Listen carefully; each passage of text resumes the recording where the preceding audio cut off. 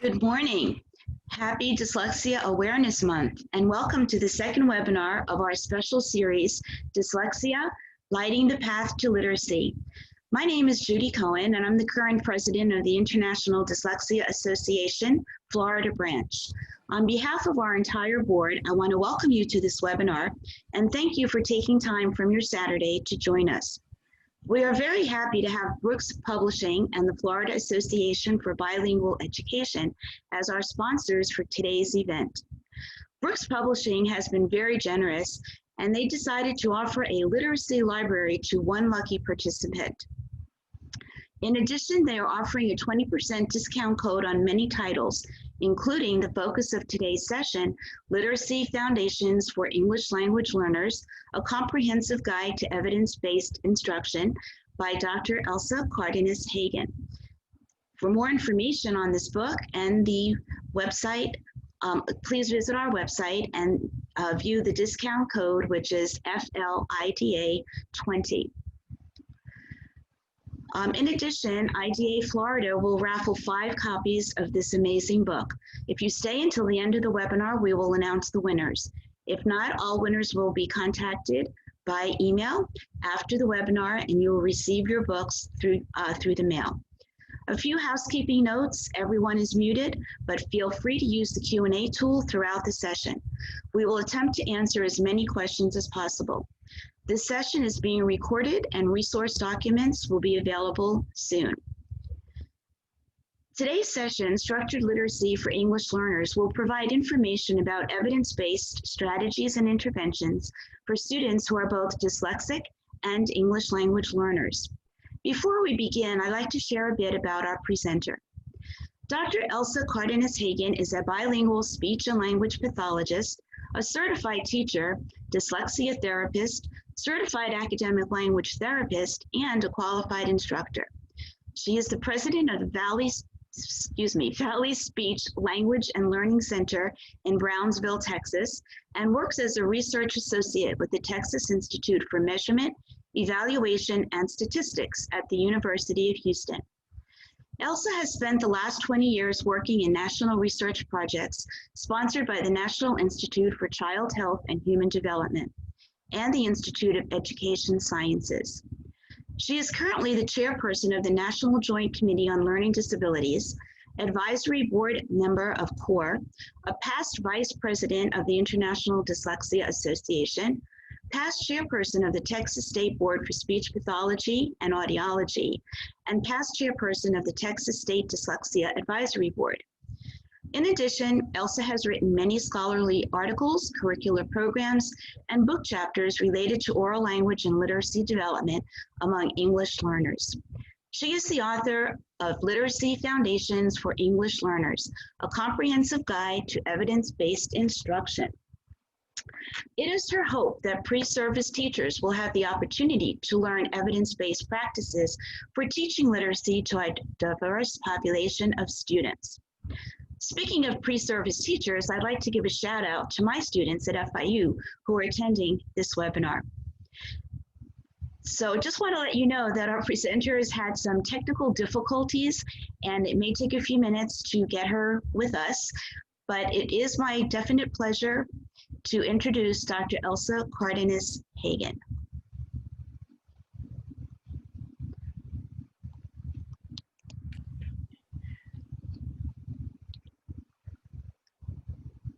Hello, welcome everybody. And I apologize, I've been on for 30 minutes, but this is the second computer and I just called a neighbor to bring me a third computer because I'm having all kinds of technical difficulties whereby my my video doesn't show on this computer. So that is not good. But anyway, so in a little bit, somebody will bring me a computer and I'll get on another computer and you'll be able to see me in just a minute. But I'm so excited to be here with you today, and looking forward to, you know, seeing each of you maybe in the future and really getting to really getting to view, look at, thinking about how we can help our English learners. And I know that we have some poll questions to start with today. And so those poll questions will be here. Do you work with students who are considered English learners? Yes or no? And are you familiar with the national literacy reports for language minority children and English learners? And do you understand the differentiation necessary for each of the components of literacy instruction amongst English learners? And so we're going to let you answer those right now. And I have some few after that.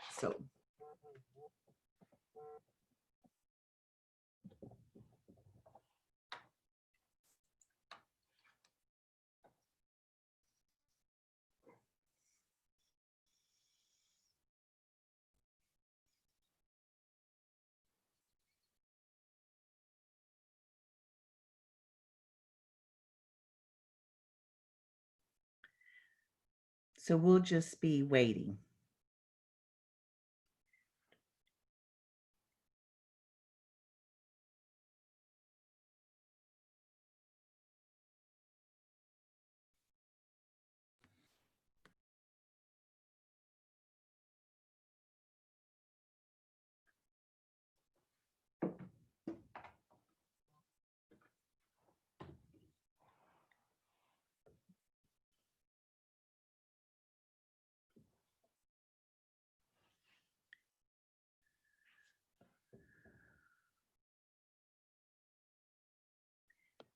So if we look at the results right now, we're seeing that 82% of you work with students who are considered English learners. That's awesome. And 59% of you say that you are familiar with those national literacy reports, right, for English learners. And we see here that 45% of you don't really understand the differentiation. And we do see that 55% of you say that you do. All right, very good. So as we look here, I'd like to begin in thanking you for being here for Structured Literacy for English Learners. And as we move, I want to also talk to you about that I am receiving financial compensation, and that also it's very important for you to know that I do serve on the Educated Training Initiative. And so you're going to be hearing a lot about structured literacy for IDA, but we're all family members of IDA, so that's just fine. So if you look right here, our agenda today are to look at the language and literacy components. When you see L1, that means native language, first language, and L2, meaning second language. As we look at, we're going to look at structured literacy, and I want to talk to you about structured biliteracy today. Language and literacy connections, as well as looking at the explicit instruction and lesson design and models. We'll also finish with case studies and talk about collaboration as the key and our next steps. So that's our agenda for today. Our learning objectives are to understand first and second language development and its effect on literacy, describe effective features of structured literacy and biliteracy, explain the importance of differentiating instruction, incorporate structured biliteracy features, and use those new strategies for intervention. We also want to be able to design effective and efficient structured biliteracy lessons that are based upon language skills. So as we begin, we'll be talking about these language components. All of you are familiar with this because you're experts out there. And so we know that we want to address these components of language, and that means the phonology of the language, that sound system, but it means being able to take in the sounds and also express them, right? And semantics, that's really understanding words and word meanings. Morphology, this is going to be so crucial for English learners, but really understanding that there's small units of meanings within words, and that can help us with our word learning. syntax, really understanding word order and how words work in a language, and pragmatics.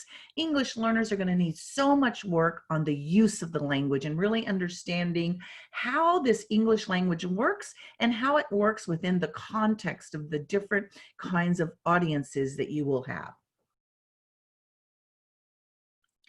So as we move on, I'd like to also talk to you about how language is necessary for literacy. And if we look at native language milestones, you know, what do we expect from young children? We expect that when they're born, by 3 months they coo, by 6 months they babble. When they're 1 year of age, right, they start to say words. When they're 2 years of age, they speak in 2-word utterances. And 3-word utterances. When they're 4, they can speak in 4-word utterances. That's the average length of the sentence that we expect. When they're 5, it's 5 words. Can you get the picture? 6 words, 7 words. And then we as adults speak anywhere like 8 to 9 words. So what you look here at this native language milestones is this is what's typical in your first language. But I want you to be familiar with what happens when the English learner comes to school and what are the stages and the milestones that they must reach. So now let's look at the second language acquisition. And what I want to tell you is they get to this first part, pre-production, and they're very silent. We call it the silent period, but here they're just taking in receptively the language. Then at the early production, they're willing to say some words, maybe 1 or 2-word utterances. And they're going to have, you know, some, you know, a little bit of errors that we'll see there, but that's to be understood. Then you see speech emergence, and we get so excited about this because they start speaking in sentences, right? And as they speak in these sentences, we're seeing more and more that the grammar is improving and that the vocabulary. And then we move to intermediate language proficiency, where now what we see that in the speech in intermediate, what we see is, oh my, they are very definitely speaking in complex sentences, right? And they're really getting used to the language and they're starting to participate very well in the classrooms. And we say it takes 5 to 7 years to get to the advanced language proficiency. And what that means is you can't tell the difference between me as an English learner and a monolingual English speaker, because now I have the vocabulary, I have that grammar, I have the understanding of the language, and I can use this second language very well across all contexts. But remember what I said, about 5 to 7 years to really totally master that language. All right, so as we look here, we see the National Reading Panel, and you all are familiar with this. This came out in the year 2000, right? This is where we get the ideas of this meta-analysis that these 5 components of literacy must be in place, and that would be phonological awareness, right? Phonics, reading fluency, vocabulary, and comprehension. These 5 essential components are necessary for effective literacy instruction. But some of you said you're familiar with another report, and this report was a report on language minority children. So it's the National Literacy Panel on Language Minority Children and Youth. And here it was taking what we learned in the year 2000 and now in 2006, after the meta-analysis, here are the highlights for English learners. That to develop this literacy, it's very important to look at the cross-linguistic relationships. This is what we're going to do today, but to also think about the social, the cultural context, right? We have to think about, you know, what do they bring to us, and, you know, what has been their setting, what has been their experiences, and let's weave this into our instruction. And the fact that our teachers need a lot of opportunities for professional development, and that we need to be careful about how we assess these students. We need, the gold standard would be looking across the 2 languages to make sure that if we say there's a disability here, that it's really because because this problem also exists in the native language, and it's not because I'm still in this process of my second language development and second literacy development. So that will be important. And you know that in 2014, the International Dyslexia Association coined the term structured literacy. And the way that came about is, it was brought to our attention, like, what do you call the difference between whole language and what you do? Is it just phonics? No, it's much more than phonics. So that after good focus groups and surveys, the term that was decided upon was structured literacy. And structured literacy is really thinking about the components of language and the components of literacy, and making sure that when we're teaching literacy, that we are incorporating language systems throughout. So let's talk about the language systems, the speech sound system. So how are we going to address the speech sound system as we're working on structured literacy? The writing system, right? Thinking about spelling and grammar. The structure of sentences will be that grammar part, word order, the meaningful word parts that I mentioned earlier, that morphology, and all the while we're wanting them to get to the meaning. That's the ultimate goal, to get to the meaning.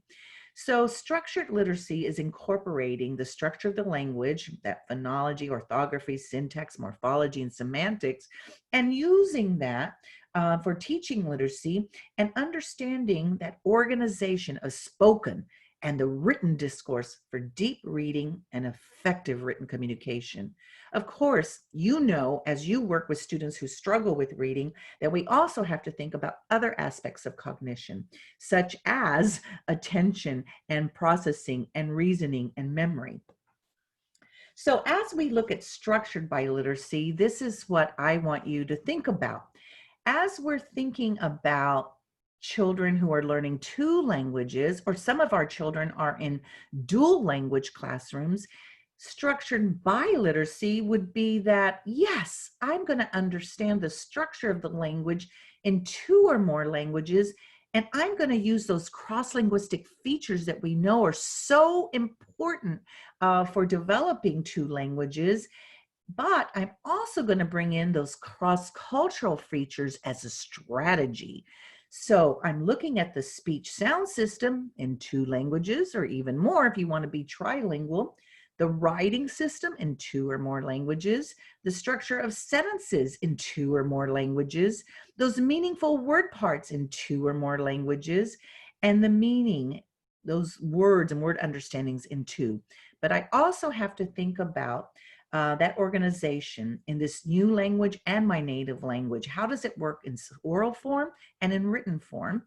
And I have to have effective written communication, but I want to make sure that we're using culturally and linguistically responsive practices, right?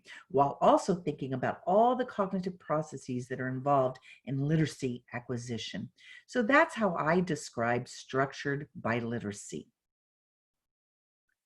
Now, when I mention to you culturally and linguistically responsive, I just want to emphasize that use of their cultural knowledge, their experiences, their frames of reference, their performance styles, of these ethically diverse students. We want to make every learning encounter for these students relevant, and we want to effectively teach them. But we teach them through the strengths of what they bring to our classroom. So it's a very good mindset of this positive nature of bringing in culture and linguistic features to really, really get to that biliteracy. So as we think about language and as we think about literacy, I want to share with you the language and literacy connections. So we have phonology. So if I have phonology, that ability to process sounds and produce sounds, then I know that that's gonna be very, very, very useful for phonological awareness building, for knowing the sounds and the letters, for being able to decode and to eventually read fluently. But phonology really helps my spelling development. Also, in addition to phonology, we have vocabulary. And so as we develop the words that we understand and the words that we can use, that's really going to help my word recognition and decoding, my reading fluency. The more vocabulary that I have, the better my reading comprehension skills. And I want to share some beautiful writing with you, but I have to have words and experiences to do that written composition. So phonology and vocabulary, those are how those language components link to reading and writing. And next we have thinking about syntax, thinking about how words work in a language. Well, that's going to help me to read better, to understand better. But did you know that that contributes to your reading fluency? And certainly you have to have in-text syntax for beautiful written composition skills. In addition, this is the feature that we often forget. It's all about the use of language, the pragmatics.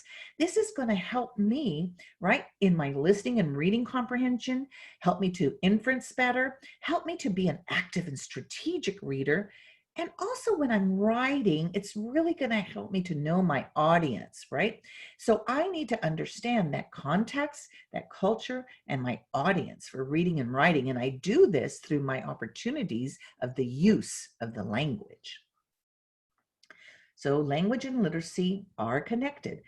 And as we think about language and literacy, I want to really emphasize today that we're going to make connections, and we're going to make connections in all those components of language and all the components of literacy. And we need to do so in a very systematic and explicit manner.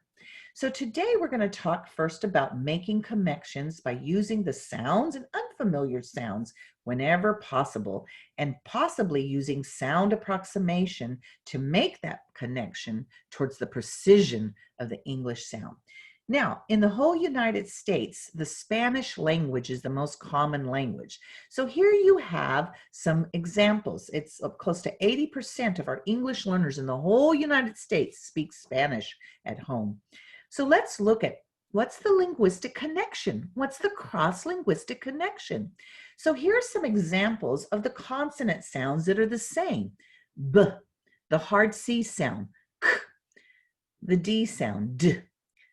Sound for F, G, K, L, M, N, P, S, T, V, W, and the exit says Ks. Those are our Spanish, so just look right there. Look at all that looks the same. So I'm going to capitalize upon those. So do I need to go, if they have native language literacy, or if they know this information in their native language, do I need to go and do an entire lesson on each one of these concepts?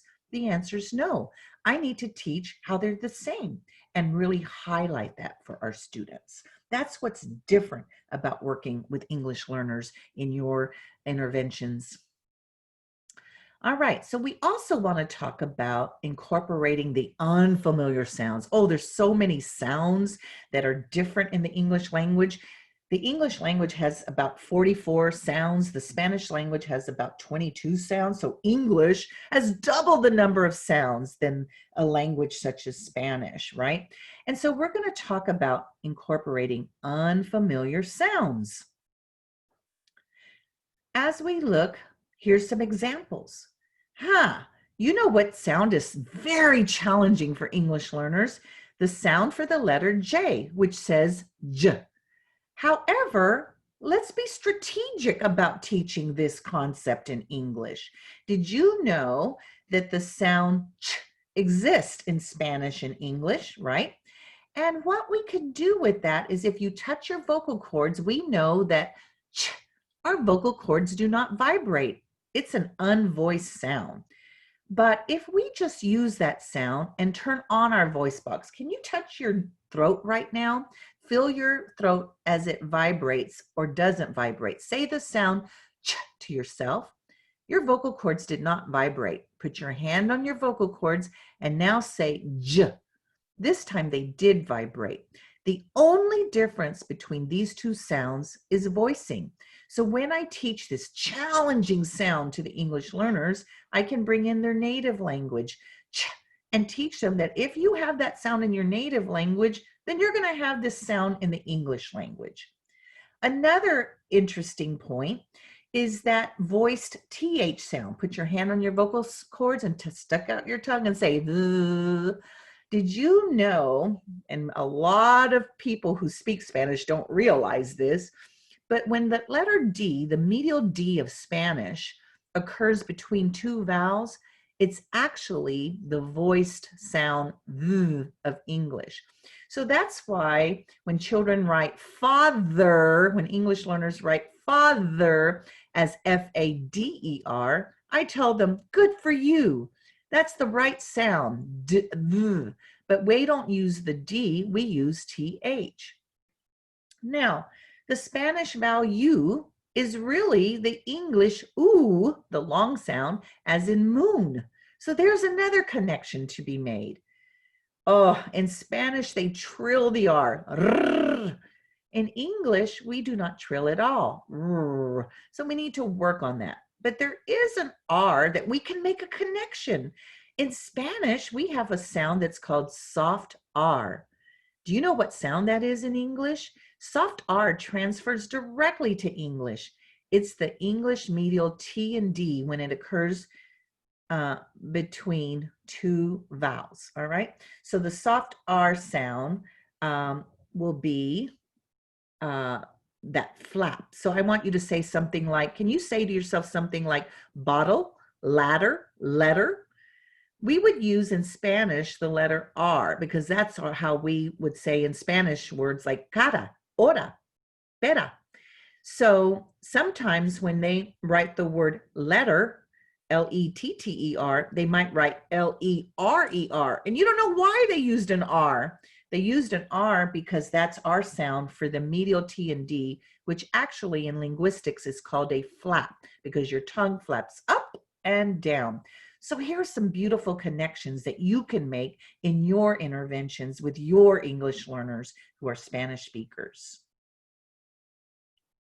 In addition, we can use these sound approximations. I think I was just teaching you some sound approximations towards that precision of the English sound when necessary. So as we think about that, we might think of something like the sh sound. That is also challenging, right? So maybe going from ch to sh could be helpful for our students. So that's something to think about. How can we approximate that sound to get to the precision of the English sound? So now let's talk about phonological awareness, and I'm going to want you to think a little bit differently as we look at these cross-linguistic transfer points for phonological awareness. We know that phonological awareness transfers across languages. And in our next slide, we have a study that really demonstrates that when you have strong phonological awareness skills in your native language, like Spanish, that you're going to have strong phonological awareness in the second language, like English. And so it can be very helpful during instruction to incorporate those cross-linguistic relationships. So just think about, in our studies, we have that correlation is 0.92. If I had 1.0, that would be a perfect correlation. So what I'm doing is very clearly thinking about this cross-linguistic. So when we think about this, how can we do this? Well, we know about phonological awareness being rhyming, alliteration, sentence segmentation, syllable blending, and deletion and segmentation. But what we know really matters is how well they do those phonemes. And also, I want to break the myth that in Spanish, you should not be working on phonemes and you should only be working on syllables. What we know about children who struggle with reading, their struggles very much point to the phoneme level. So we definitely have to work at the phoneme level, working on them, identifying the phonemes, blending them together, being able to segment those phonemes from a word into the individual sounds, deleting phonemes, substituting phonemes within words. Very important. So that's a message I want to get out to you and break the myth that for Spanish speakers, they don't work on phonemes. We have to, especially we have students who struggle with learning to read. And that's what we find in our studies. This is how we find who's going to struggle with learning to read, the ones that cannot perform these phoneme awareness tests. So what are we going to do different? What are you going to do different in your interventions, in your work with students who struggle with reading? You're going to focus on not only phonological awareness, but when you implement phonological awareness, you can have a target sound. So right here in this example, what I'm telling you is my focus sound is J. I'm also having the students substitute sounds. So I'm doing two things at once. And really, I'm going to show you that I'm doing three things at once. So you eventually, I wouldn't want to show those pictures when I'm having them do that. So the pictures would come subsequent. Don't give pictures until we talk about the vocabulary of these words for my English learners. Because if I show you the pictures, that gives away the manipulation task. We're not going to do that. So here I have, say the word ham, change h to j. What's my new word? Jam. Say the word bat, change b to j. Jet. Say the word pig, change p to j. Jig. Say the word hog, change h to j. Jog. So what did I do different with my English learner? I picked the target sound that they're really working on. I incorporated a phoneme, substitution task, right? And then later I'm showing them, look, there's some jam, that is jelly. And can you see that jet or that jig? And that person jogging, right? Very good. So that's what I want you to do different for phonological awareness. And now we're going to move to the next section, that graphophonemic knowledge, right? So as we think about graphophonemic knowledge, now I'm going to do something a little bit different with my students. So here's my new sound that we've been talking about, that letter J that says J. So I'm going to do what we typically do, right? But we're going to add some extra features here. So listen as I say these words with the same sound. Jam, jog, jet. Notice my phonological awareness skills actually also included some of those words. So let me write these words for you to see. Jam, jog, jet. What do you see at the beginning of each word? That's right. The letter is J. And our new sound is J. One word to unlock the sound would be jaguar. Do you recognize this letter or sound in your language? So right there, I'm making the connection to the phoneme, right? And to that grapheme. Do you recognize and understand the key word, jaguar? And they do, jaguar. Now, tell me about this sound in your language. So I'm bringing in what's the same, what's different. So in their language, the sound is, in our language of English, the sound is j. Let's use the word in a sentence, right? The jaguar can run fast. Let's say the letter name, J. The key word, jaguar. The sound is j. Now we're going to write the letter, and you're also going to have opportunities to read words and sentences. Now let's analyze this lesson example. Right here, I want to tell you, I worked on phonology, listening to the sounds, right? I also not only worked on phonology, we're trying to work on that letters and sounds, getting to the phonics, right? I asked them to make the connection between their home language and English. I worked on vocabulary, right, by bringing in that key word.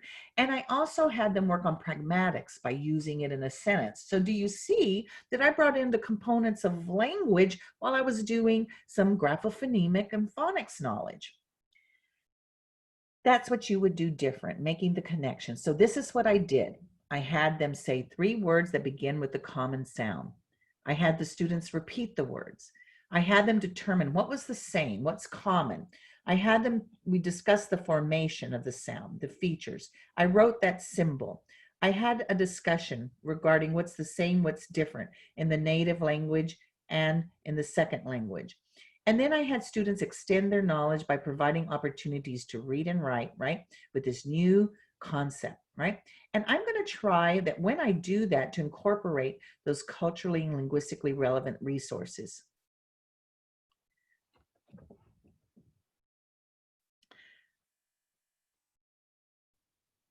Now we're going to talk about decoding. So as we talk about decoding, you are very familiar with the 6 syllable types of the English language. And in the 6 syllable types here, we talk about these closed syllables. Now, in the Spanish language, we don't work like that because the vowel sounds never change, right? But these patterns do look similar between Spanish and English. And we say that's men, hip, not, and we say that ends in a consonant, and consonants close your mouth when you produce them. So that makes the vowel short. So that's a closed syllable. And the vowel in a closed syllable will be short. Men, hip, not, and. This looks very familiar to them, but now we're not only going to go from the closed syllable ending in one consonant, now we're going to go to the open syllable and really teaching our English learners the differences. This is open because it ends in a vowel. Now we're going to say a different sound for the vowel. It's the long sound, E, I, O. All right. So the open syllable makes the vowel long. So it's wonderful to contrast between the closed syllable and the open syllable and really make that distinction that from their Spanish language, their vowels don't change, but in English they do. On the next syllable type, we have that vowel consonant E. And so in Spanish, I would want to say name, teme, five, rope, cube. So we have to tell them that the vowel sound is going to be long, A, E, I, O, U, and that E is going to be silent, which is very difficult for me because we always pronounce the E in our language. And so it's very helpful to do this vowel consonant E. And in the next syllable type, vowel R. Now we have this pattern in the Spanish language, but the sounds actually are trilled, ar, or. And so here we teach them that these sounds will primarily be except for AR and OR, which will be pronounced R and OR in the accented syllable. So that's called a vowel R syllable, and the vowel makes a very unexpected sound. And what we know is when that OR follows the W, it's going to say When the OR is accented, it's going to say or. When the AR is accented, it's going to say R.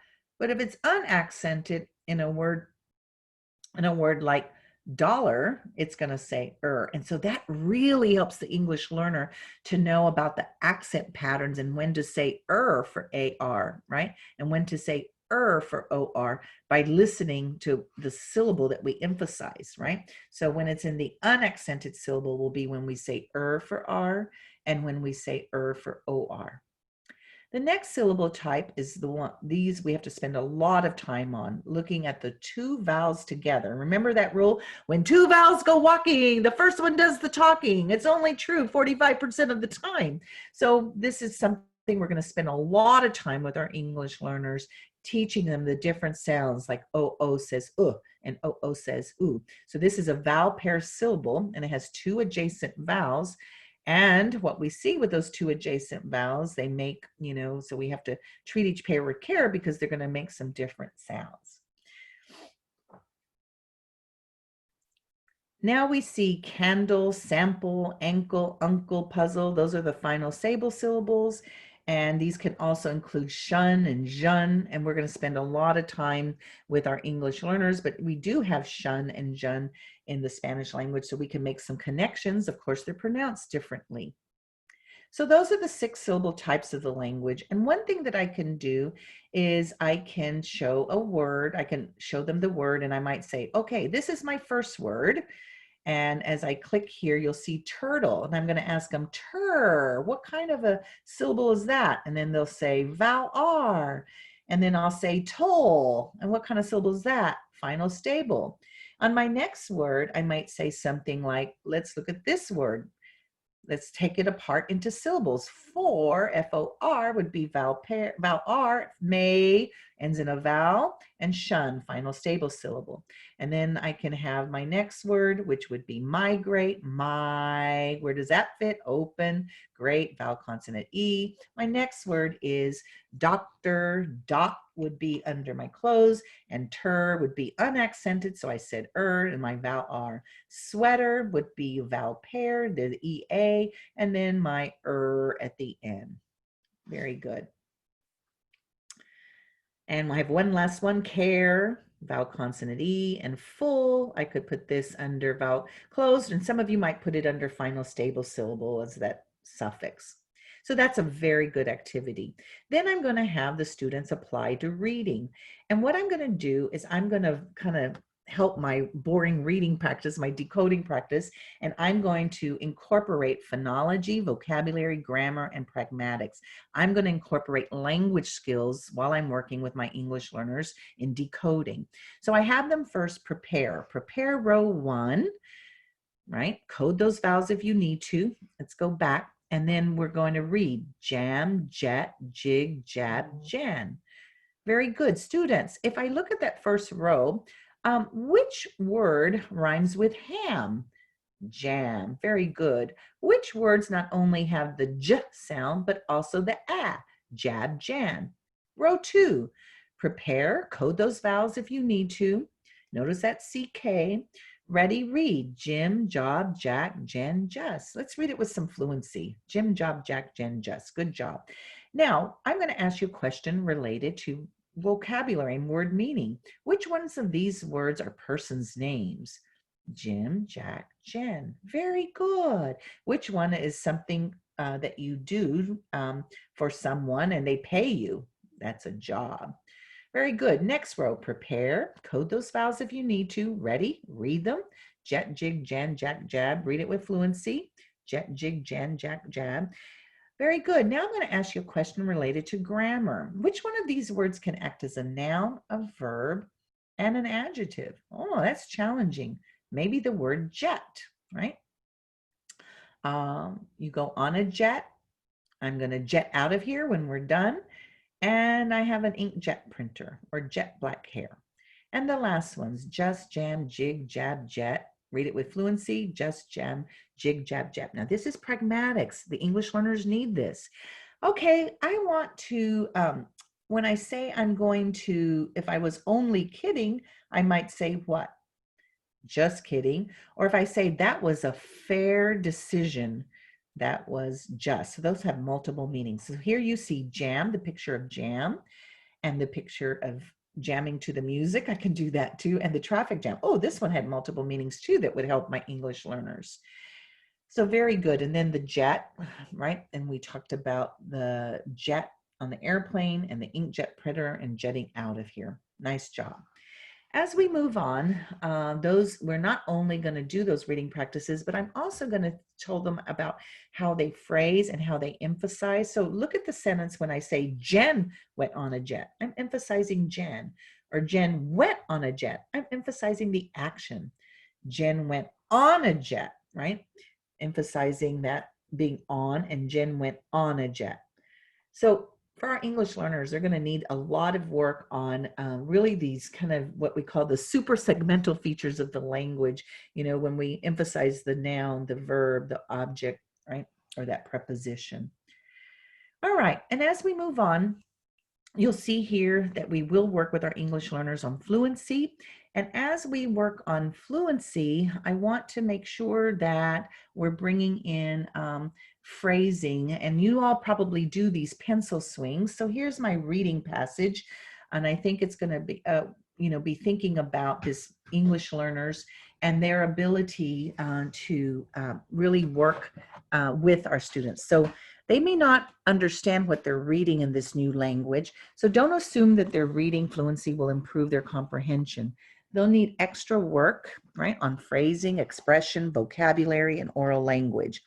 So one thing that I want you to know very much is this. What's different about English learners and reading fluency and comprehension? Here's what's different. Think about this, that when we look at reading fluency amongst English learners, and we look at their comprehension, Please know that the reading fluency and the comprehension is moderated by their oral language proficiency. So in other words, the oral language proficiency levels and the reading fluency levels, though, that is what contributes to reading comprehension for English learners. And so that's why we have to work on that oral language proficiency while we're working on that reading fluency and comprehension. All right, so now we're going to do a little exercise here. So this was, the students learned the letter J, they learned NG and Z and R.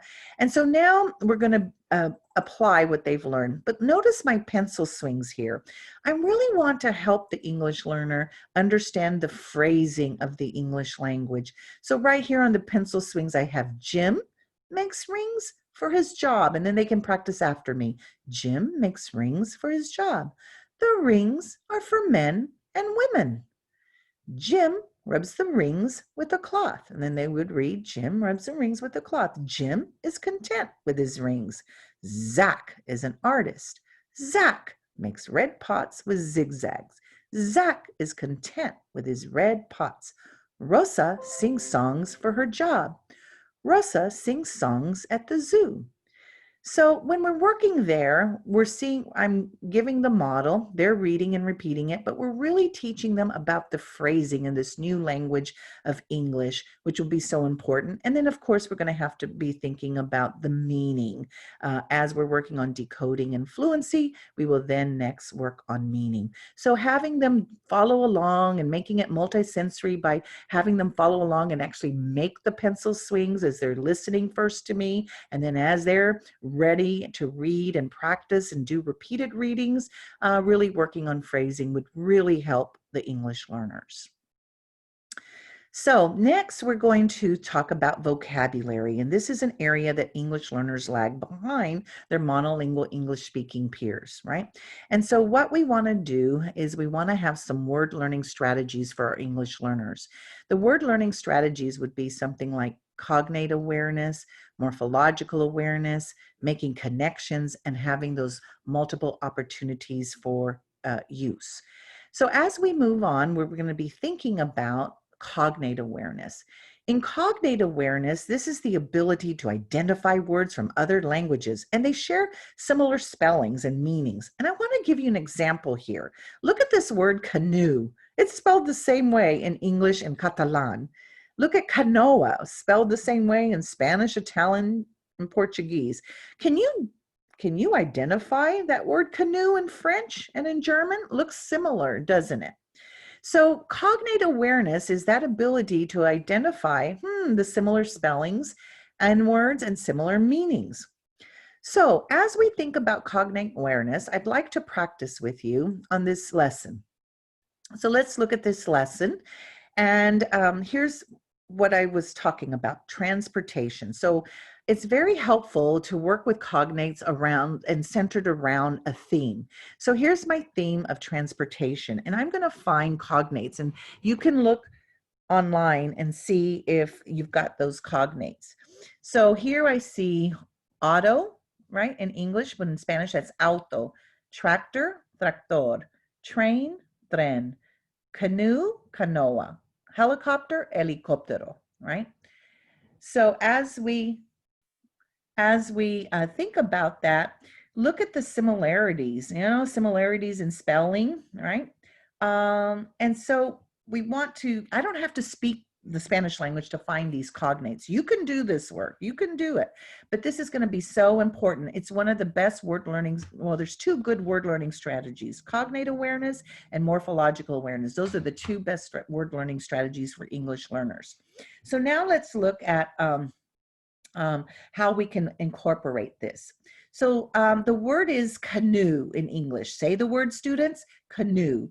In Spanish, the word is canoa. Let's put our hands on our chins, everybody. Say canoa.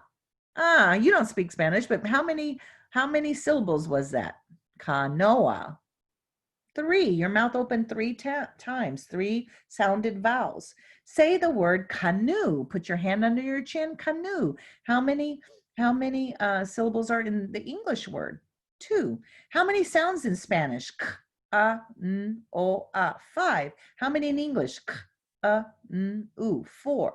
How many meaning units in the word canoe? Only 1.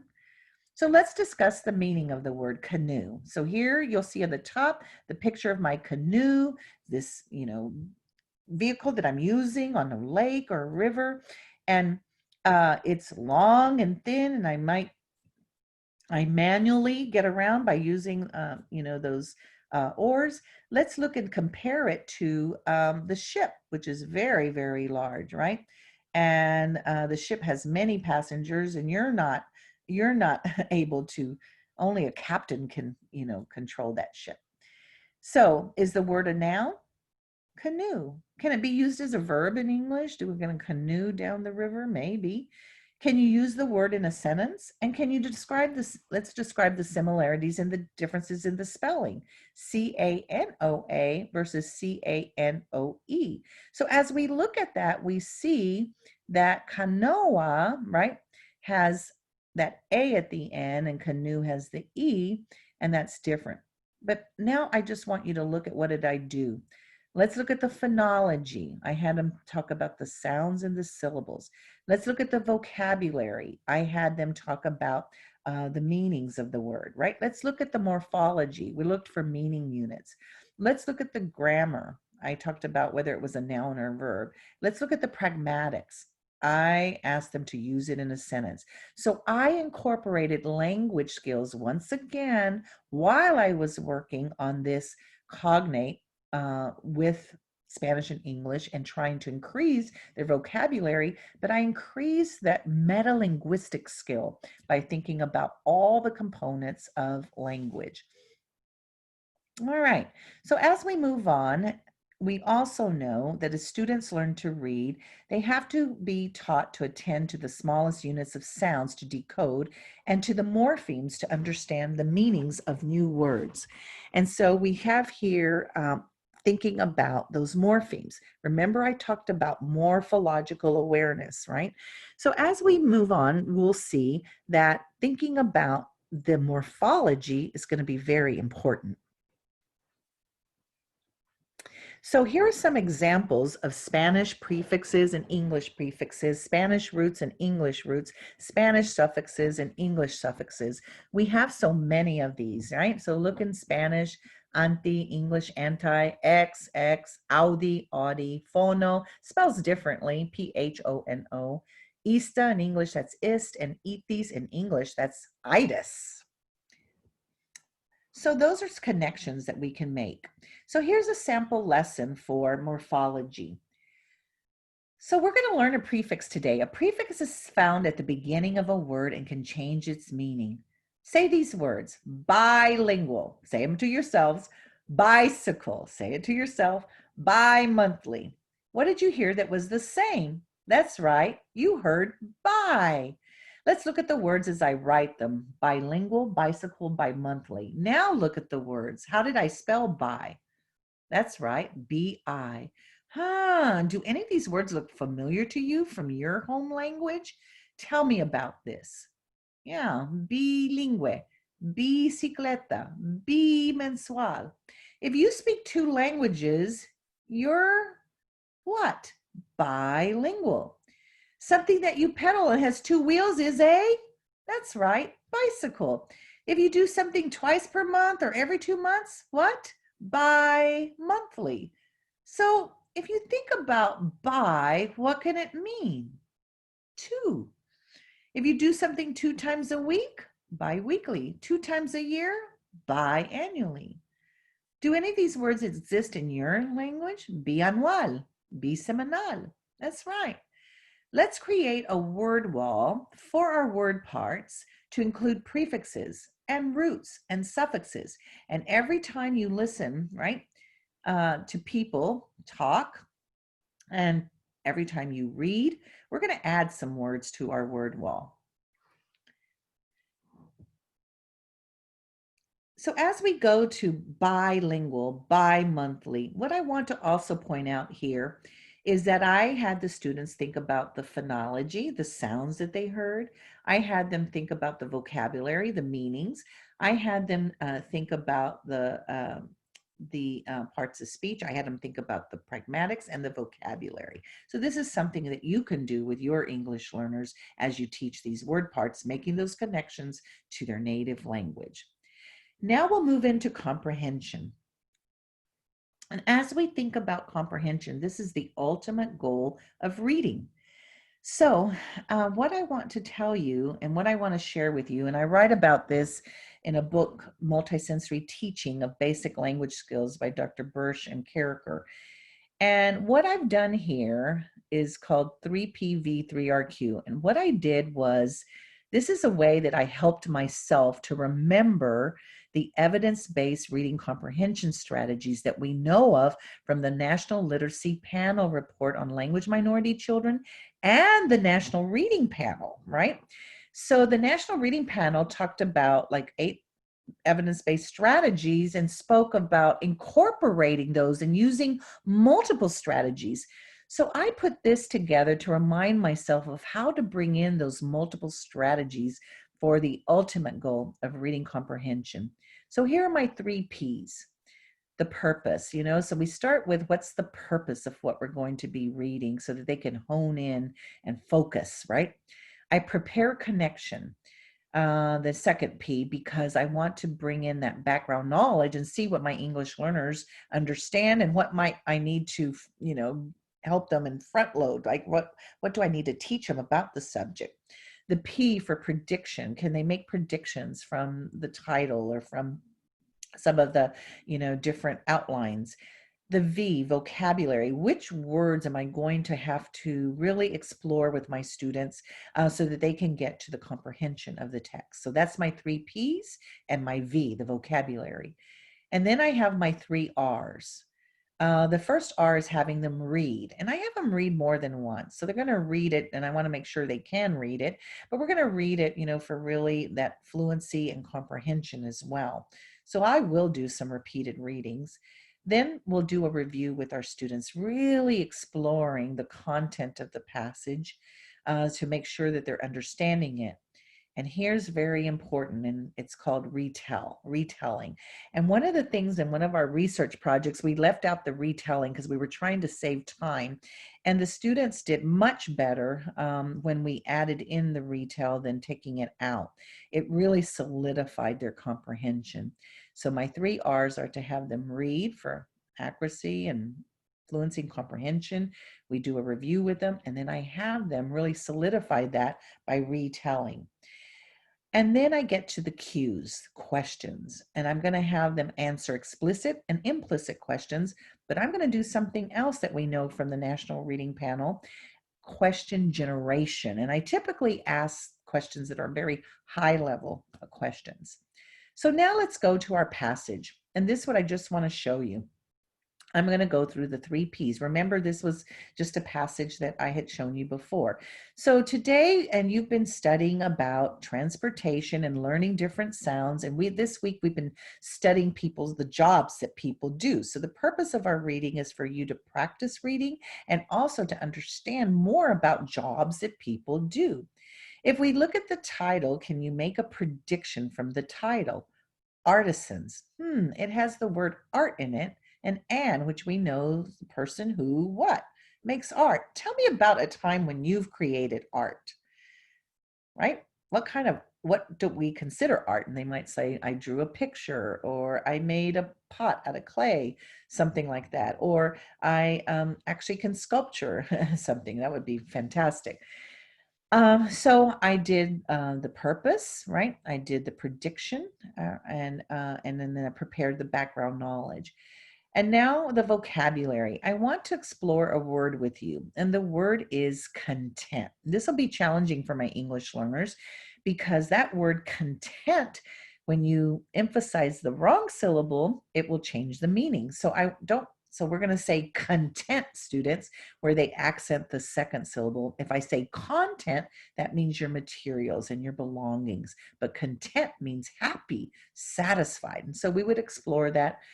And then I have them read. Jim makes rings for his job. The rings are for men and women. Jim rubs the rings with a cloth. Jim is content with his rings. Zach is an artist. Zach makes red pots with zigzag.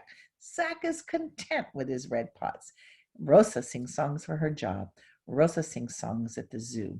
Very good. So we will do the review after we've done a couple of readings.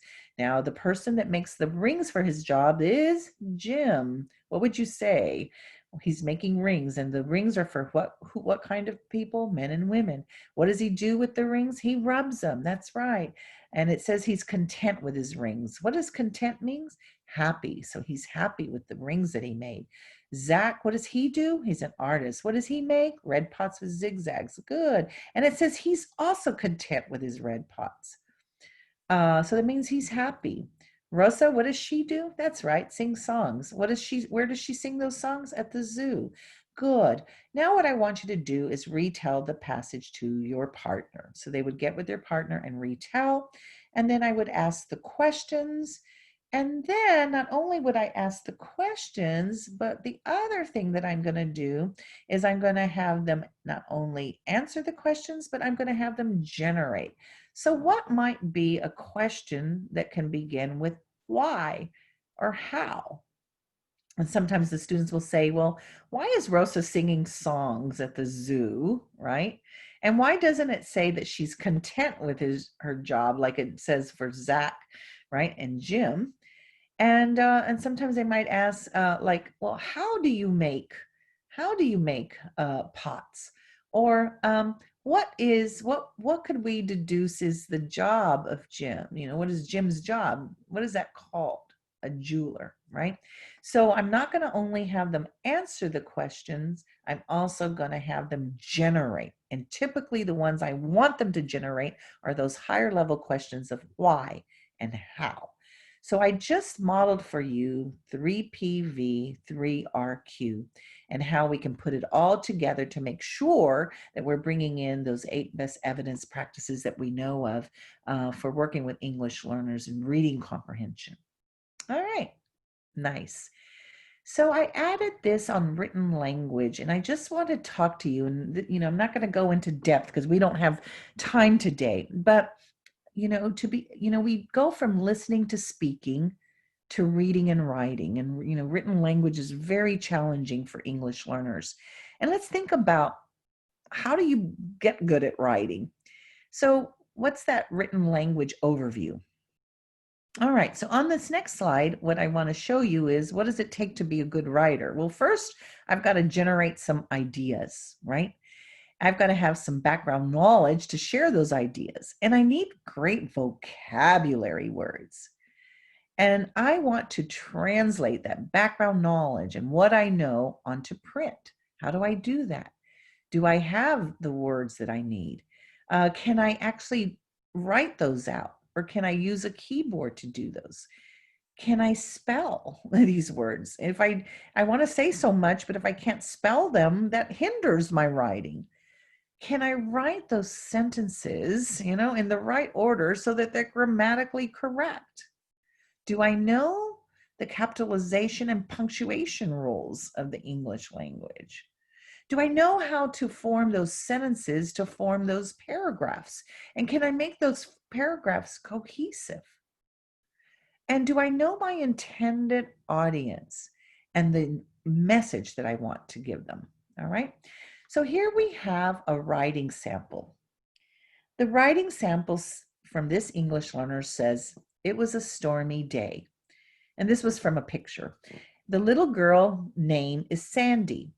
The tree is on fire and the man has a hole to put the fire out because the house could burn and there's a storm heading to the town.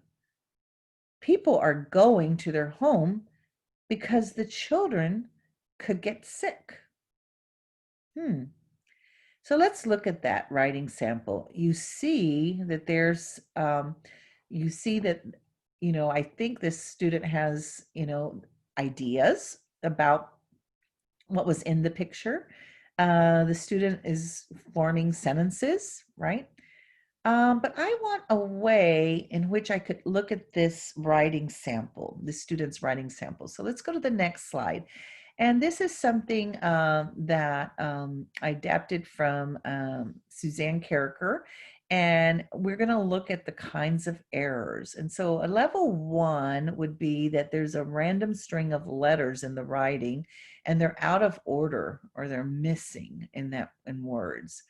Or it might be that extra letters are used, but all the sounds are represented, or that incorrect letters representing difficulty with the discrimination of the similar sounds, or they're incorrect but reasonable letters. In other words, they make sense, but maybe I didn't bring in those spelling rules of doubling and dropping and changing. Or could it be here that I added the overgeneralizations of patterns or rules within the language or even across languages? So now I want to analyze. So this is being diagnostic and prescriptive for the writing samples that we can get from our English learners. All right, so let's take a look. It was a stormy day. It was a stormy day. So that would be great. So right there, I have to teach the student that in the English language, words don't typically end in I. They're going to end in Y. So I would put that as a 3. The little girl name is Sandy.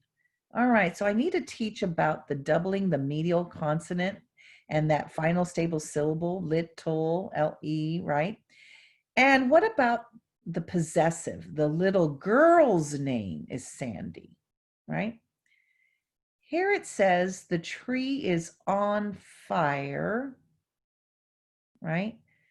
And the man has a hose to put the fire out. So when I look at that, I see the tree is on fire. So, and then I said, and. So that vowel discrimination between and a is problematic here. The man has a hose. Well, the word is hose. And so the child might not be understanding the vocabulary or processing those sounds.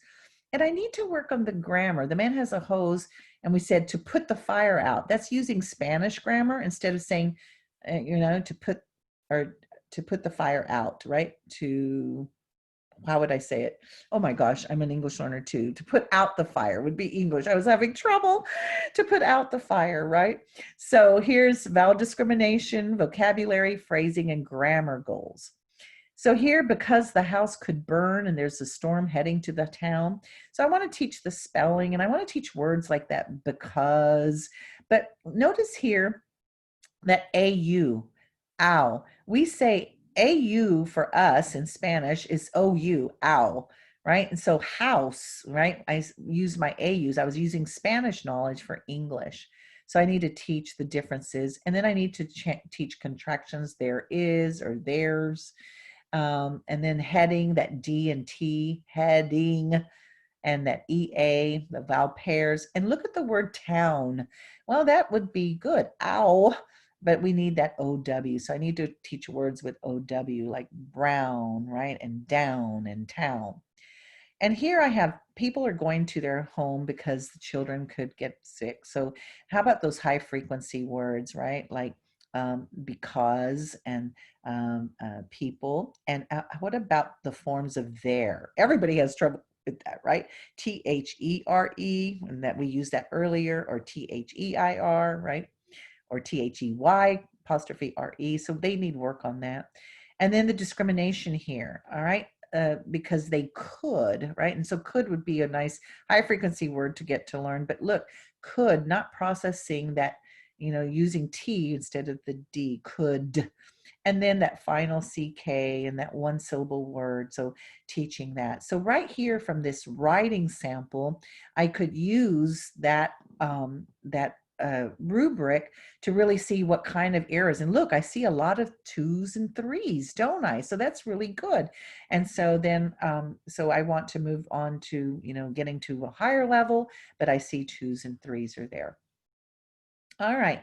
So I'm going to give you some studies, and I want to talk to you just about what we don't do for our English learners. And we know that English learners do not get identified for dyslexia. There's under-identification of dyslexia amongst English learners. And for that matter, children of color. And so when we look at this student, this was a 5-year-old Latino male. dual language school, families intact and average socioeconomic level. He received English instruction in preschool and dual language. The IQ in English was average, perfect. Bilingual comprehension, perfect. Oral language, perfect. Mean length of utterance in that language sample, perfect. But let's look at phonological processing in Spanish and in English, 75 standard score. That's not good. And look at decoding. That's not good. So this student very clearly is a student with dyslexia, right? Has great language skills, can do this in the two languages, but is having a lot of difficulty with that phonological processing, difficulty with phonological awareness, and difficulty with decoding. And of course, also having trouble with attention. And so that would very definitely be a student with the profile of dyslexia. Let's look at another one.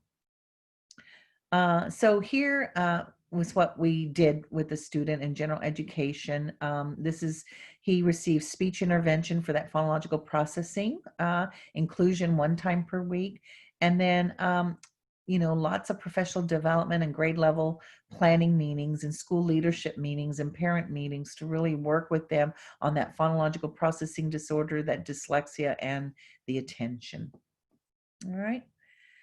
And then he went to summer. He got some summer work, and the speech intervention was 2 times per week, did a cross-linguistic approach, did speech intervention in English. The speech is now intelligible, and then did a kind of a biliteracy work, really working in literacy in the 2 languages.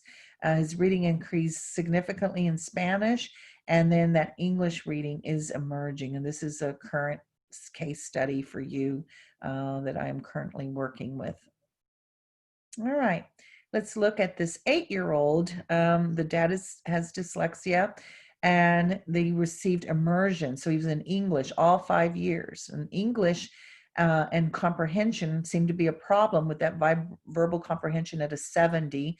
The oral language also seems to be a problem with 72 and 75 instead of within average range. Math is not a problem, 99 and 90, right? Reading is a problem, 70 in English, 75 in Spanish. Fluency is a problem, 70 in English, 72 in Spanish. Reading comprehension is an issue, 70 and 74. Spelling is an issue, 70, 72. Written language is an issue, 77, 80. Phonological awareness is an issue, 82 and 83. So right here, what you're seeing is a student who had all English, having lots of trouble with oral language, lots of trouble with literacy, but doing okay so far in math. And on the next slide, we'll see that he was, what did he get? He was in general education, received dyslexia intervention. He was dyslexia, but he also had a language disorder. So this student had language disorder and dyslexia, and so worked in that, and of course had to work with the teachers, always monitoring the progress, and worked with them in the grade level planning meetings and parent meetings, always doing a very comprehensive approach, making sure everybody is involved in this intervention and for this student. All right. And on the next slide, this child is now 12 years old, and he received immersion all 9 years. He's now at an advanced level for second language acquisition. His auditory comprehension is 92 in English, 90 in Spanish. His oral language is 105 in English, 102 in Spanish. His math is at 113 and math reasoning at 108. His reading in English is 92, 95 in Spanish. Reading fluency is 95 in English, 97 in Spanish. Comprehension's 92, 90. Spelling, still a little bit more to do there, 88, 84. Written language is still going to be an area to work on. Remember what we say about written language. It's going to take some years to develop that, and phonological awareness is also doing much better. So now the focus will be on really working on those written language, including that spelling, but doing very well on the language and the reading and the math. So as we think about what we've done, we're thinking about how can you implement something from this session in the next week, and can you set a calendar to review your progress and share your experience with your colleagues. You know, whatever we learn, we've got to take back, and whatever we have to immediately implement. So I want you to take just a moment to jot down a few things that you want to do. And maybe now, could we do the poll question now, just as we're having them think about this? I have one other poll question before I move into the next slides. Or is it better to do it at the end? You all can decide.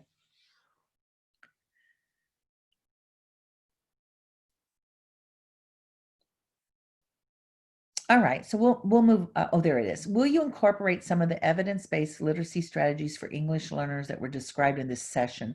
So I want you to think about that right now.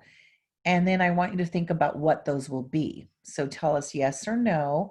And then I want you to jot down what some of those will be. I'm hoping it's yes.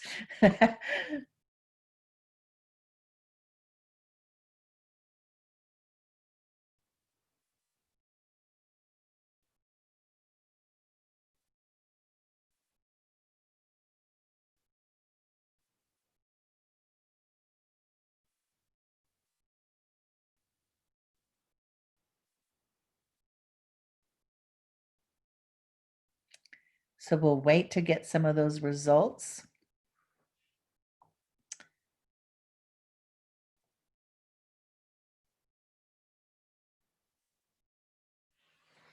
And then I'm going to be sharing some resources with you, some very important national resources that could be helpful to you as you do this work with English learners, and share some of our current work.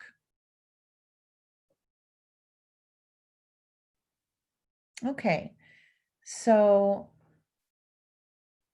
as we move on, oh, you all are nice. You, thank you guys. You made my day. I'm gonna cry. Oh my goodness. Thank you. I love that. You all are just awesome. Okay. It wasn't 90%, but that's okay. Y'all are too nice. All right. So, but do write down something in particular that you're going to do. On the next slide, what I'd like to talk about and share with you is oh gosh, yes.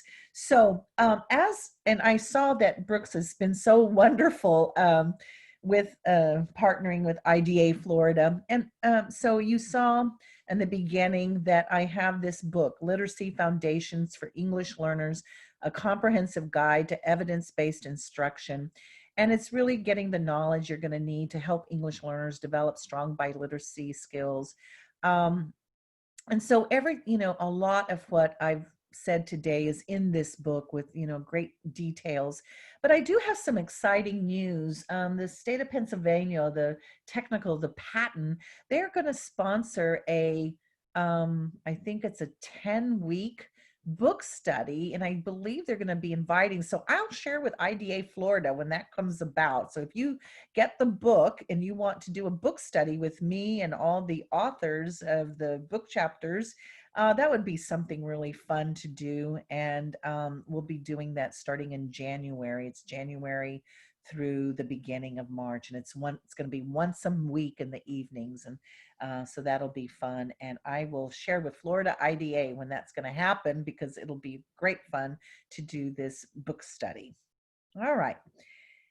So a lot of that. Now, IDA Florida asked me also, which I typically don't do, but they asked me to share with you some of the resources that I've developed across many years in regards to these students. And so my work has been on Spanish-speaking English learners. And so I developed an Orton Gillingham program called Esperanza, and it is for Spanish literacy. And really, what I did is I looked at all the patterns of the Spanish language and took those apart, and really made sure to teach those in a multisensory, structured literacy manner, going step by step, and to help the students to develop that.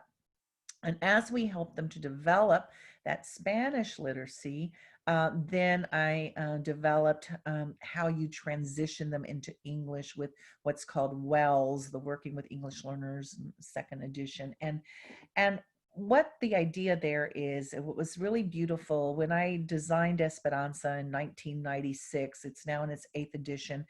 I always had English in mind, and I was always thinking about biliteracy. So the phonics cards work across languages, but we have to teach about the differences. And so instead of just starting from the very beginning, what I did was create lessons for phonology, vocabulary, fluency, and comprehension that would do these cross-linguistic connections for you. And that's what WELLS is. And then my hope is that so that Esperanza would be the native language Orton Gillingham, WELLS would be the transition to English Orton Gillingham, and then they could move into the second year of whatever you're using for intervention for dyslexia. In other words, WELLS will get them through probably all the, the beginning kind of concepts, but they need higher level concepts. And so what I've done is looked at, the different programs and after they do WELLS, teaching you where to start and what to do. And so that really would be a bilingual dyslexia intervention. And that's what we need to do differently, is that we don't treat a bilingual student with dyslexia the same as we do a monolingual English student with dyslexia. And so that's very important. And what WOW and GEL are, what WOW 1, WOW 2, and WOW 3, what I have in there are lessons in Spanish and lessons in English to be used that all are for the morphemes. So those 3 programs teach 90 morphemes, but they teach them in English and in Spanish. But when we teach them in English, we're making the connection to Spanish, and we have stories that go with each of the word parts that follow a theme as well. And so it's making the vocabulary connections using the morphemes and that what I call metamorphological awareness across languages. What GEL does is really through read alouds, bringing in oral language, and I have GEL English and GEL Spanish, bringing in that oral language component and vocabulary component and read alouds. And so I took like 30 read alouds that are very common in Spanish and English and that are used in classrooms in the early years of kinder, first and second grade. And I designed vocabulary picture cards to go with them in English and Spanish, and how you get language from them, what questions you ask, and I scripted it out for 30 books and in English and Spanish to give teachers an idea of how you can bring in language and vocabulary into reading. And so that's kind of like the framework that I work from, a biliteracy model, working in, structured literacy, using these language to literacy connections, starting in their native language, moving to the second language, and using those cross-linguistic connections and morphology, but always working on oral language. So thank you for asking me to explain that today. On the next slide, what you'll find is some of our work that we're doing right now. And I want to share a website with you at www.mtss4ls.org. Right now, we're involved in a project called MTSS, Multi-Tiered Systems of Support for English Language Learners. And our project, it's called a Model Demonstration Project for the Office of Special Education Programs of the Department of Education. And I wasn't involved in the first iteration, where I'm on the second one. So we have literacy briefs, and this one is meeting the learning needs of culturally and linguistically diverse students with and without disabilities, and really thinking about, what do we need to be doing in our classrooms and in our interventions. And we have others that are, thinking about, how to implement, multi-tiered systems of support for these diverse populations, such as English learners. And so you can get there, and there's 3 sites. We have one project. I'm on Project Ellipsis, and that's with American Institute for Research and WESTAT. And It's really looking at, the language and literacy for these students. And Project Elite is our team from University of Texas at Austin with Shannon Greer and Leticia Grimaldo, and Project Leia is out of Portland State with Amanda Sanford and Julie Esparza Brown. And so we're going to be printing out some parent briefs and about some things to do with your children, and also how to engage your parents and working with this. So that, stay tuned for more. And of course, it takes a lot to get these published because they have to be vetted and reviewed. And so our next brief should be coming out this year. So, and there's like 4 other ones from the previous iterations. Next slide. On the next slide, some of our research, for example, ours on academic vocabulary and teaching English learners in elementary and middle school.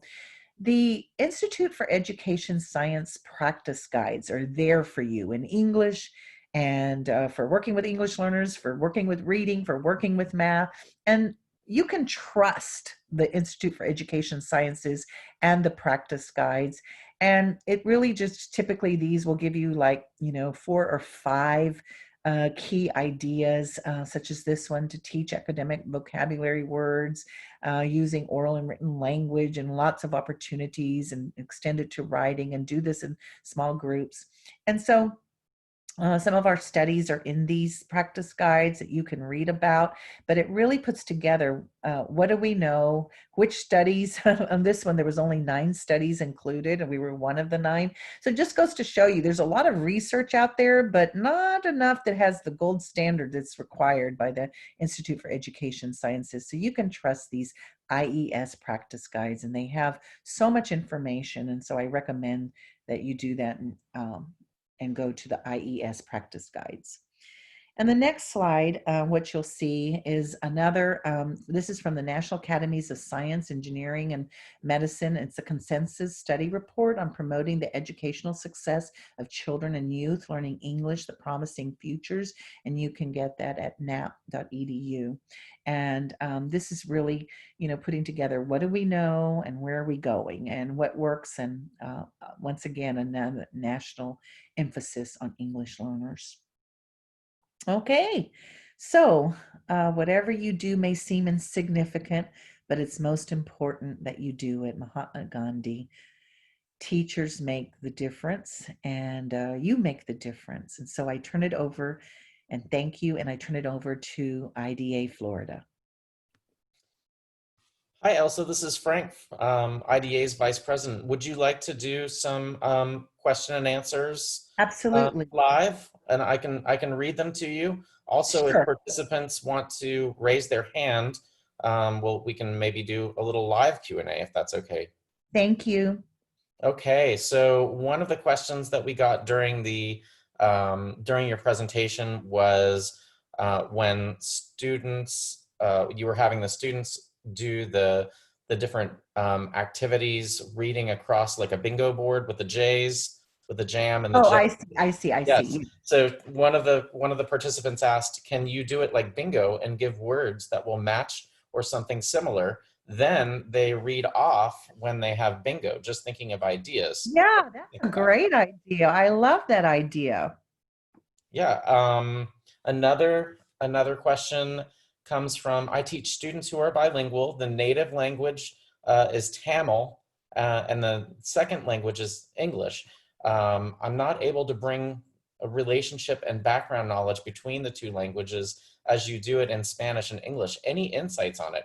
How do we teach? Yeah, so I'm wondering, like what I did, like even for the book that, this book on teaching English learners, one of the things that I did is actually actually get on to, I start researching online and looking at the language and trying to figure out, and I did it like for Vietnamese, looking at could I find cognates in Vietnamese, and I did find some cognates, and I looked at sounds in Vietnamese. So you can do this in any language, looking at, what are the sounds of the language, and then what are, and if any cognates. And so I do like to explore that and research that, and I haven't researched that language language, but I've done some other languages where I just start with, you know, a good internet search and start doing that and start looking at, you know, the description of those languages. But I don't know something in particular for the language that you asked for. Okay, so thank you. The next question. Most classes have a variety of second language learners, and not all Spanish. We can't assume that because they come from a Spanish-speaking country, they know how to read and speak Spanish. There are students that have been taught a speaking-only language that is Yes. native. My Yeah. friend had a lot of that in Guatemala. Yes, yes.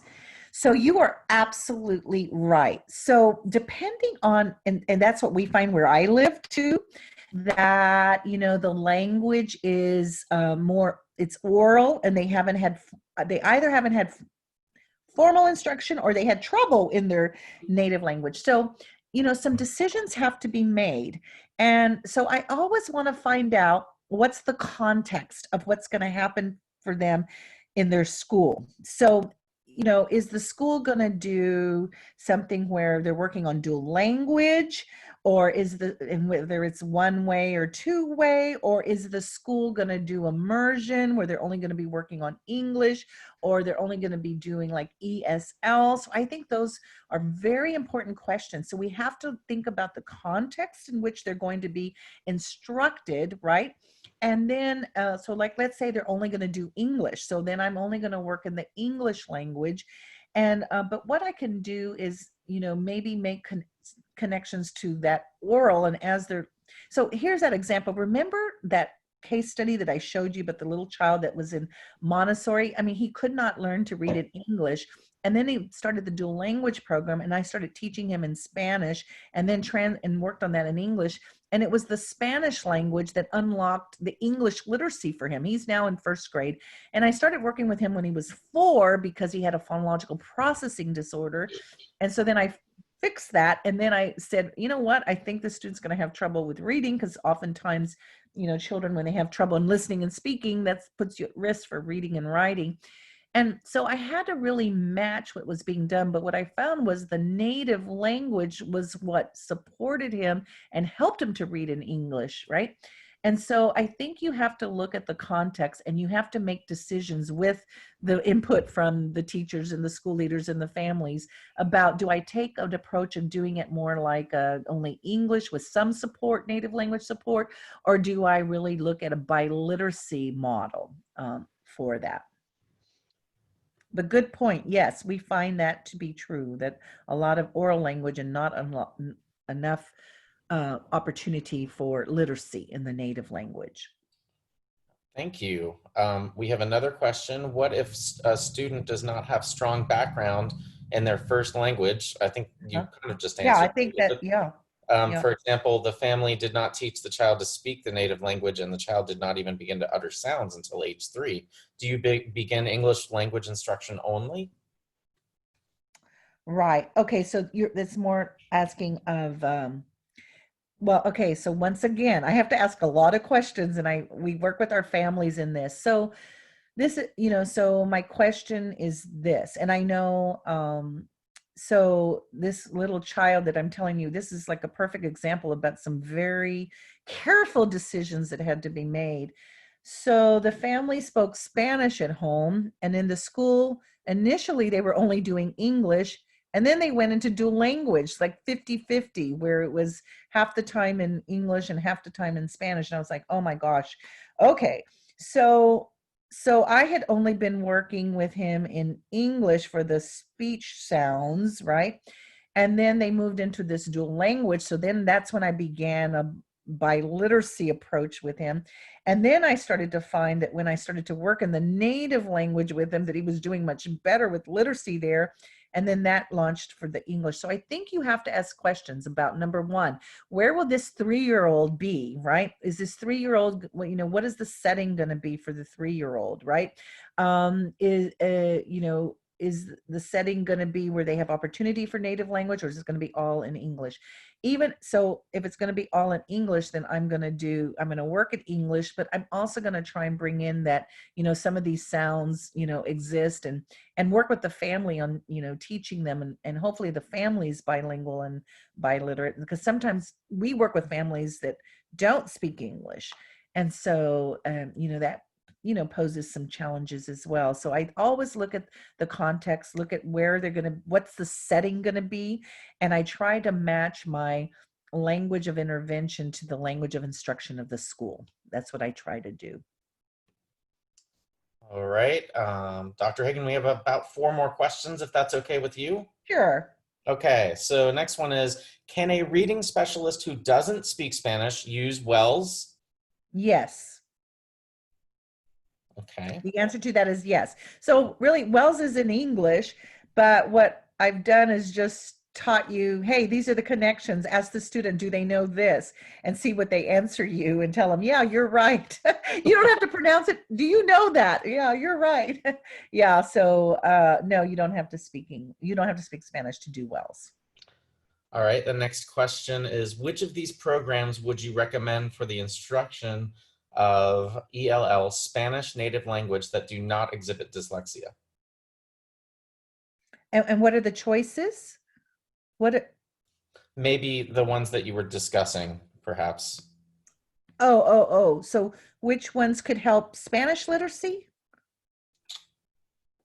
Was that the question? Let's see.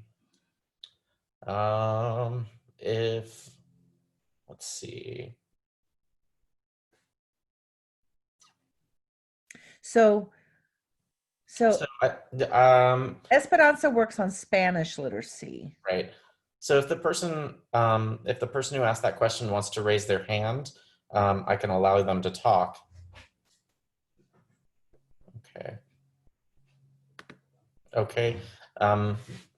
You should be, you can unmute yourself, Janine. Okay.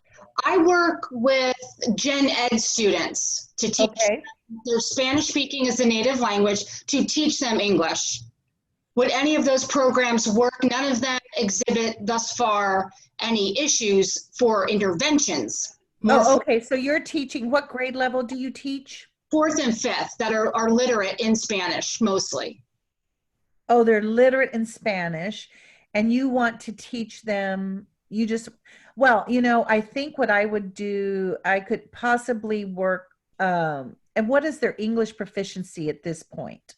Low intermediate, beginner and low intermediate. Okay. So I might consider WOW for the vocabulary, using morphological awareness, metamorphological awareness. And if they're like, so 4th, might want to start with maybe, so while 1 is, for the emerging bilingual, and while 2 will have a lot of passages related to science and social studies. So while 2 and 3 I can use in 4th grade and 5th grade. I wouldn't use while 2 and 3 in 1st and 2nd grade, right? Okay. And then yeah, so I think WOW would do the vocabulary for them. Yeah, I think I would do WOW. Okay, thank you. Yeah. Okay, another question. Can you point anybody to resources for working with students who have non-alphabetic languages such as Gujarati? Yeah, so one of the things, do you all know about the Center for Applied Linguistics, www.cal.org?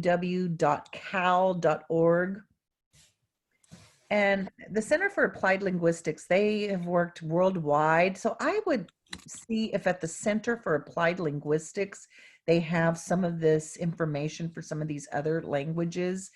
But one of the things, I mean, I'm sure you know about Sheltered Instruction Observation Protocol and Center for Applied Linguistics, and Debbie Short and Jana Chevadia, have a lot of information about PSYOP on the Center for Applied Linguistics.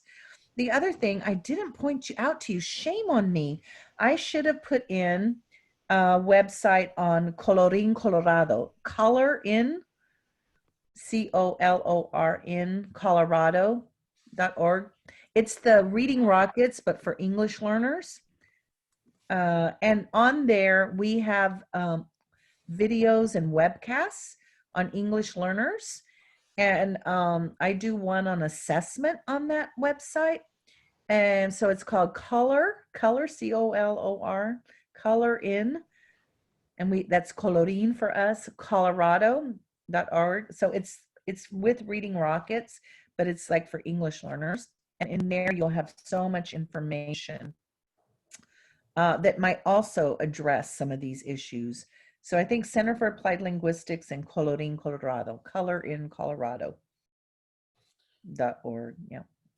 Okay, we have, how can teachers effectively teach Spanish speakers or ELLs if the teacher only speaks English? Yeah, so you want to, so what I'm saying is you don't have to speak Spanish or, so that was what Wells was all about, to teach English, but trying to capitalize upon the Spanish language. And so, or capitalize upon their native language knowledge. So I have stuff on there on the cognates, what's the same, what's different, reading practices where, they'll explore the phonology, vocabulary, and the phonological awareness that will explore the new sounds of English, but doing so in a manner where we have the targeted sound. And so the only reason I wrote wow and Wells is because after 15 years of talking and describing this, I found that it was challenging for teachers to design this for the general education classrooms. And so I wrote lessons to get an idea of how that would be structured and how you could do this work. And so that was the only reason for doing that, just to try and get, like here, I've spoken for so many decades about how you can do it, but this is just showing you, just examples of how it's done. Okay, we are at our last question. Yes, sir. How can you help a child with vowel confusion in Spanish and English, such as between the E sound and long E, like the E in Spanish, which is spelled with an I, and long E? Okay. I thought you were going to say that they couldn't do the short E, the eh versus the E. But what you're saying is they're using the letter I for E in English. Is that it? And if Sharon, if you would like to raise your hand, I can let you Yeah. talk.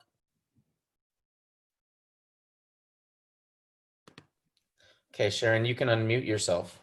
Okay, yes, thank you so much. Sharon. Hi. Yes, when I've tutored, I've had also the O and the A. So I mean, just doing a lot of practice, but I'm wondering the O and the A in English. Well, just because you have like in Spanish. I see. They're saying that. Yeah. So if you look at that, that would be my child at a number 3 that I showed you today. Yeah. Right. Okay. So that child would be at a number 3, which is that's progress. And so you're absolutely right. So they're writing, what you're saying is they're writing A for O. Is that it? Well, actually, I'm talking about just being able to vocalize. To speak it. Yeah. Oh, okay. So, but the the difference between and because if they're just like when you're doing the just like an OG card deck and they continually have problems with they see the or with words, they just confuse. So tell me when you show them the deck, what's on the deck and what are they saying? So if it says I'm trying to think now, if they say if it's an O, they may no that's not. No, you know what, it's more for the words. It's more for actually the reading the words. Okay, so and what would I'm sorry. For the O they would say ah, which would be the like ah, the short sound, right? Yeah, and also the spelling, I think also, Okay, and so is the spelling where they're using A for O? Is that it? A for O, yeah. Okay. Does that make, I'm sorry, I should have had this thought out better before I asked the question. So what they're doing there which is a good sign. Don't worry about it. This is a good Right. sign, Sure. because the good sign is that, so when we go through these stages of reading development and spelling development, what happens is we get to the point of where they overgeneralize from the native language to the second language. And then they move to another stage where they overgeneralize from English to English till finally then they get to the conventional level, you know, for the spelling and writing. And so right now what you're describing to me is the overgeneralization of the native language to English. And so Correct. what we want to show, and we might even do things where, you know, we do like a highlighting, be careful, which one are we, you know, so teaching, and maybe doing a chart showing Spanish A equals English O, right? Use, right? Use this letter, and doing some anchor charts, and then highlighting and giving them a warning before you leave, remember, and just having them that, and maybe having those anchor charts there. And some of the, like what I showed you today about those connections and how one goes to the other, I like to put those in charts for the kids. And so I'm like, yellow chart, and they look over there and then they remember. And so it's just a matter of practice and remembering, and I don't even have to say it anymore. They just look and realize. Right. Well, thank you so much. I appreciate it. Yeah, thank you for your question and for hanging in there today. All right. Well, thank you very much. That'll wrap up our Q&A. So, Judy, all righty. Those were great. Thank you so much, Elsa. Judy, if you'd like to take over, you're welcome.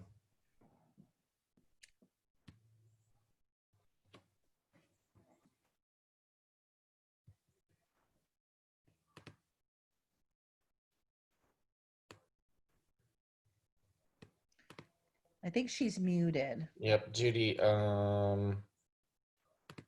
you need to unmute yourself. What I like to say about that is, oh, go ahead, Elsa. I was going to say the most common phrase since COVID is you need to unmute yourself. Exactly. And I needed Frank's permission to do that. So thank you. Well, Elsa, this has been fantastic. This just reminds me that, you know, no matter how old we get in this field, there's always something new to learn, and that we continue to be lifelong learners. So yes. I found this to be so informational, and you have such a lovely presentation style. So we all, on behalf of all of us, we thank you very, very, very much for this outstanding presentation. And I also want to thank all our participants. I hope you all enjoyed it as much as we did.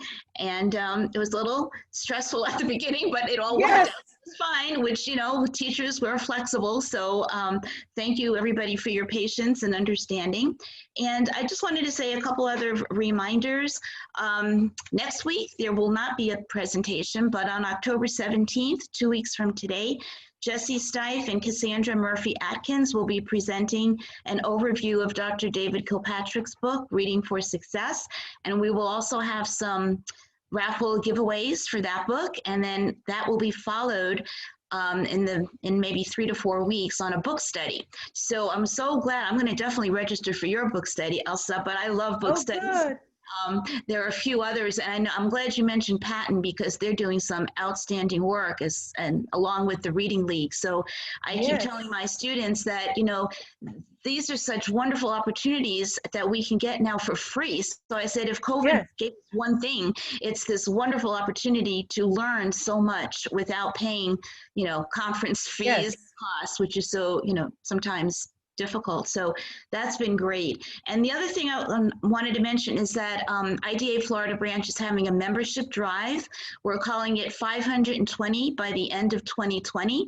And we would love to get our membership numbers up to that number. So we would like all of the participants on, and if you can contact your friends and colleagues to join us. We're all doing this for the benefit of our children, our students in Florida and beyond. So you know, I am just so thrilled to work with a wonderful, wonderful group, a board that's been fantastic. Everybody is hardworking. We're doing our best to get the word out. Like I said, we're making connections with the state and with the districts, and just to, you know, to help all our students learn to read. You know, that's our goal. IDA has the mission of structured literacy in every classroom, and we have that as well. And we've had we've added structured literacy based on the science of reading provided by effective teachers. So all of that goes together with everything Elsa you shared with us today. So thank you for that. And the final thing is I wanted to say that we just received a proclamation from Governor DeSantis yesterday, which will be posted on our IDA Florida branch website for everybody to see. So again, we want everybody to join us, and just for the benefit of all our children, because that's what we want, right?